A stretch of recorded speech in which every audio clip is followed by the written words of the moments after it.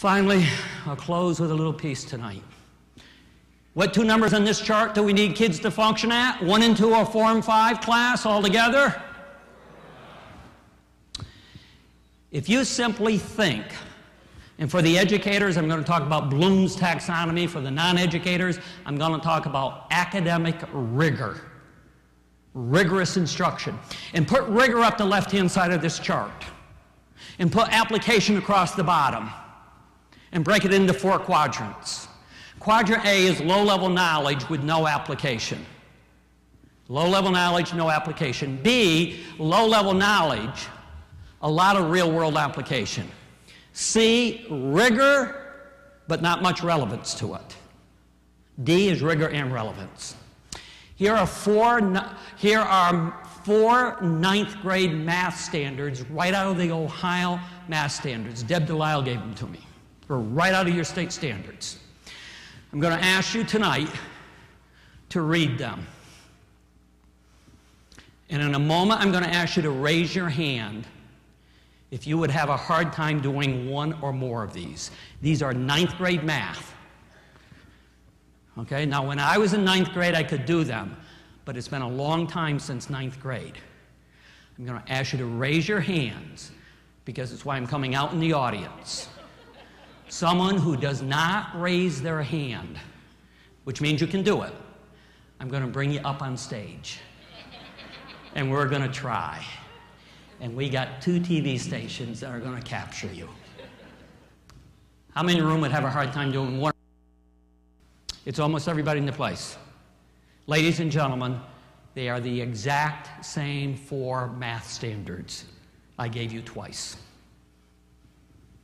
The first 4 were math in isolation, disconnected from anything but math itself, just like we teach them and test them in our schools.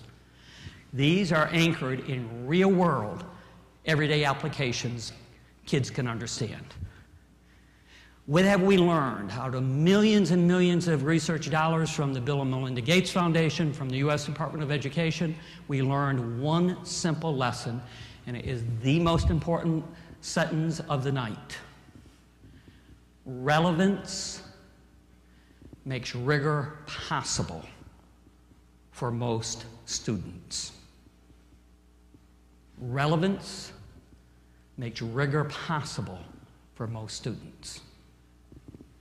When they see it is relevant, they can figure it out.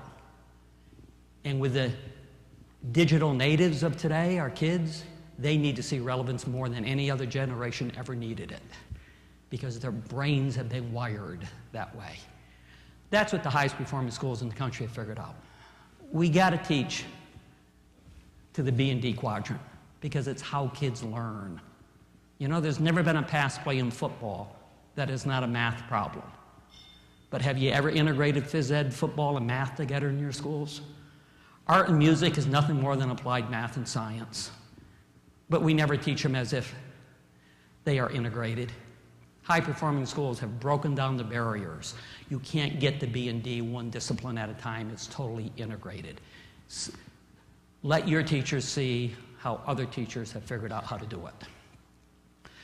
With that, the schools that we'll bring in this summer have all been vetted against this chart that we have done collaboratively with the U.S. Department of Ed, with the NGA, National Governors Association, and with the Bill and Melinda Gates Foundation. All things being equal, which side of this chart do you want to be on, the left or the right, folks?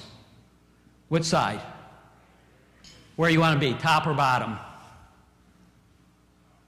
So what quadrant do you want to be in? We're only going to showcase D quadrant. We're going to show you practices in schools that are dramatically outperforming yours with less money.